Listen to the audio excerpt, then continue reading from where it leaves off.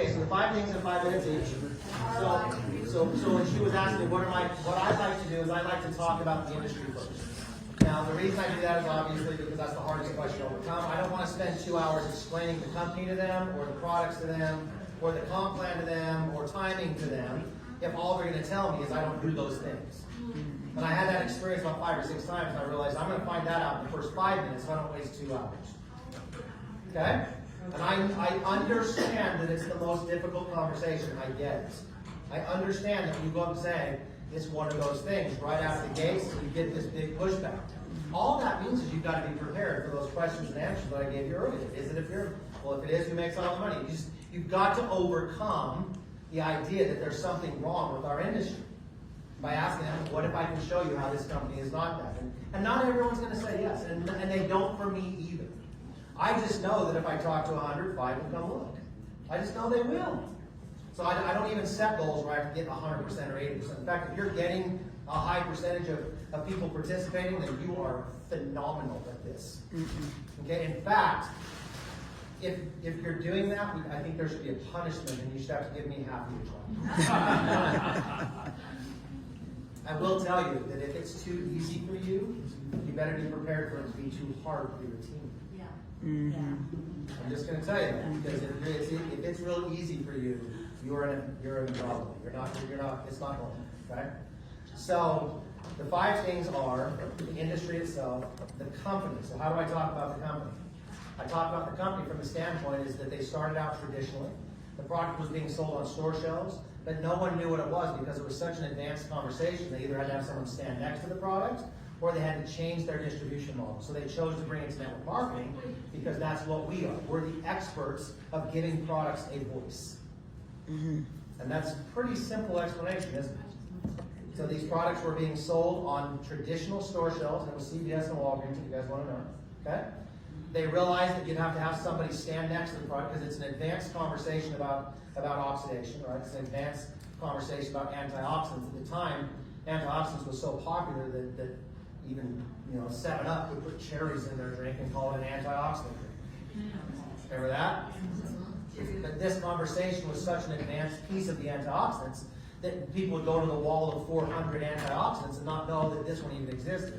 So we had to give it a voice. So they had a decision to make. Do we leave it there or give the product a voice through a distribution model, which we're all really good at. We're all really, really good at telling people something exists that they don't know exists. Okay? So that's how it came here. Okay? So the company then, we were very fortunate that they realized the power of answering a 50, 60, 70-year-old question that no other company's ever answered, and that is, where's your proof? Where is your proof? Has been asked to all the other companies so many times, and the answer is always something like, well, nobody else has it, so why are you expecting me to be held to that standard? Or they would say, well, we have a scientist and give you his curriculum vitae or whatever it is, whatever his resume is. They'd give you whatever he's done in his life to try to establish credibility for his opinion. Or they would pay someone to come in and give them the opinion they wanted, none of which have the kind of credibility that a real, true, peer-reviewed, medical journal published study would give you. So this company came out and gave us that. They bridged the gap. They gave us an answer to a lifelong question in the industry. Why does that matter? Because you don't have to be the expert. Now here's where we fail as a company. We think everybody needs to be an expert when we already have them. Why do you think you're ever going to learn more about these products than, say, Harvard did in their study? Why do you think you're somehow going to have more credibility than the American Massage Association? Why do you guys think you're going to have more credibility than these controlled environments that are putting millions of dollars and millions of resources into this study? Why do you think that you're going to be a bigger expert? You're not. You're not ever going to carry more credibility than the place that did the study. So let them be the expert. For me, it meant that nobody had to be that. No one had to go educate. You can be who you are and point to the study. I was telling somebody earlier, I think it was Becky maybe, I was talking to earlier, that the most important lesson that your team can learn is where the information's at. It's not memorizing the information. The most important thing to know is where is the answer to your question, not the answer. Because if you know where it's at, anybody can go there. They don't have to have you to get the answer. You can tell 100 people it's over there, they can all go get it, instead of coming to you for it. They don't have to rely on you. You could literally die or go away or change your life or stop taking phone calls. And if people know where the answer is, We always haven't. Does that make sense? That makes sense, yeah. So learn how to know where the answer is instead of trying to give the answer. It tells so much to the person you're talking to. Okay? So, industry, company, and then I go into the product briefly. But the product to me is basically the studies that we've done, and what it does, generally speaking, is make people live longer. It makes your body work like it did when you were young. Did you feel better when you were 15 or now? I mean, this is how I would talk to you. It's just common sense stuff. Do you want your body to repair itself like it did when you were young? Your body was functioning at a very high level when you were young, and we're programmed to slow that down as we get older. Which one do you want? Do you want to have a hard time repairing itself, or do you want to have the ease of being young? And it's not me saying it, it's all the studies saying it. And that's about the extent of it. I say now they've got all kinds of other stuff because people want, energy drinks, and we've got these new GLP-1s that have all kinds of different benefits. I'm not going to get into all that, but if you're interested in that, you can go study it. But just know that this company is committed to making sure that we, as the consultants, as the franchisees, as the micro-franchisers, are going to have very relevant, very proven, highest quality you can have in their products, and constantly looking to make sure that we can be competitive in these markets dealing with your health. Where in there did I have to say anything scientific? Nowhere. Did I cover the products pretty well? Yeah. For the general person? Now granted, if you're talking to someone who's a doctor or highly educated, first of all, if you're not one of them and you're trying to baffle your way through, you're looking like an idiot.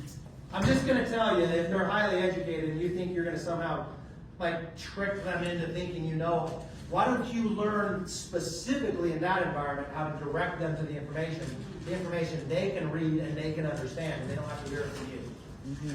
I promise you they value the peer-reviewed journal entry more than anything you're going to say.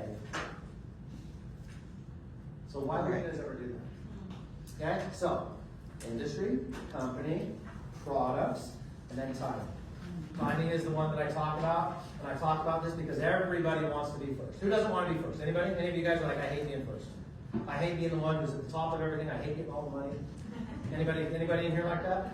Or would every one of you like to be in the right room at the right time? Yes, that sounds I want to be in the right room at the right time. So what does that look like? Well, a lot of people would argue that means getting in at the very, the absolute first year, the beginning of it. I would argue that is the most chaotic time to join a company. I would argue that they're misrepresenting what timing really is, unless you just think that timing is exclusively being first. So I would argue that timing is way more powerful when you're at the first 10%, but the company's established a few things. The company is debt-free. I would argue that the company has transparency. I would argue that it would be around the company having validity in their products. I would argue that it's a company that has a corporate team that is now being paid appropriately and competitively in the marketplace. I would argue that timing is when you can be a part of a company that's saying, in the first 10%, so the first couple $100 million of what's going to be a $2 or $3 billion company. I would argue that when you get rid of the uncertainty when a company is out of debt, and the uncertainty of being absolutely first, which we know is where most companies die, when you can get rid of the uncertainty but still be in that first 10%, I would argue that is where the actual best timing is. The uncertainty is gone. The chaos is gone. Why would you not want to be a part of the 90% increase minus all of the uncertainty? Doesn't that sound like better timing? Yeah. You literally could not have better timing than we have today. Oh, by the way, we're publicly held, so I can't even lie to you about how much money we sell or how much product we sell. We report every 90 days, which we're doing that here in a couple weeks. We're reporting in a couple weeks. We do it every 90 days. You know exactly what's going on with this company, how much revenue we have. You're going to know exactly what our total volume is, and then you can project whatever you think is the appropriate projection from there. Mine is, if we're going to do great things, we're going to be somewhere in that middle section. Amway's 10, 11, 12 billion. You've got the Herbalife, USANAs, the new skins that are in that 1 to 4, maybe $5 billion range. I would say that's a good target for us. So we're maybe 1/5, and as much as maybe 1/10 of the way there. What better timing can you have than that right there? A company that's spending $6 million on a comp plan. How much money do we spend on research and development every year, Steve? Multiple millions. Multiple millions of dollars on research and development. What does that mean? It means that they're committed to relevance. They're committed to consistency. They're committed to quality. So they're spending $6 million on a comp plan, multiple millions of dollars on research and development. And we just did a major acquisition. There's a couple of us in here from that company, aren't there? Yeah. You guys feeling a little bit better about this company? Praise the Lord. Okay? So not only are we committed to compensation Yes. plan being the most relevant, the most comprehensive in the industry, we're committed to having the most relevant, the most quality. We're also acquiring those companies that represent those same qualities. We're bringing them to us and combining our efforts so that we can become big. What do you think the projection should be? $1 billion plus. $1 billion plus. So Yes. are we first? Are you at the beginning of this thing? Is time better today than it's ever been? So understand the business is what I'm saying to you. I don't spend time with my white lab suit on and a microscope. I don't do that. I spend my time where it matters on information like this, where I can attract the 2 to 5%. Because I want 2 to 5%. I want the 2 to 5% that's going to build us to $1 billion. And all the people that love the community, they're going to get hugs, and I love them, and I would never say anything mean. And I'm going to congratulate them for participating and tell them, and I try to remember their names, which is hard to do. Okay? But I'm going to try to do all those things because I want them to be here. The customer is ultimately the thing that's driving our checks. So you're going to treat them at a high level. But I'm going to search and talk and start conversations that will find the 2 to 5%. Does that make sense? Oh, yeah. And then the very last thing is the comp plan. I just go and give a brief overview. So they pay you for getting customers, they pay you for building a team, they pay you for developing leadership, and they pay you on what the entire company's already done. And that's the presentation. I almost gave you an entire presentation as I went through the 5. And it didn't take 25 minutes. That probably took, what, 10? And I gave you guys almost a complete presentation. Now, if I just did that in front of a room of your friends and said, okay, I've kind of given you the overview and I've got a few slides, what matters to you? What do I need to go into more detail in? The conversation changed from a presentation now to a conversation. It changes now to the thing that will allow someone to stop falling asleep in their seats. It changes to something that's now more intimate. It's the reaction, it's the conversation, the handshakes. You want to, as quickly as possible, get to that relationship side of your conversation. So present in 10, 15, 20 minutes, and then immediately say, what do you need? What can I help you with? How can I help you make a decision? Okay? Did that help? Yeah. Woo. A lot. A Can I do a lot. presentation like that? A lot. Oh, yeah. A It's not that lot. hard. You just have to stop thinking you have to tell them. That's Everything. it. You can tell them everything after. Okay? Yep.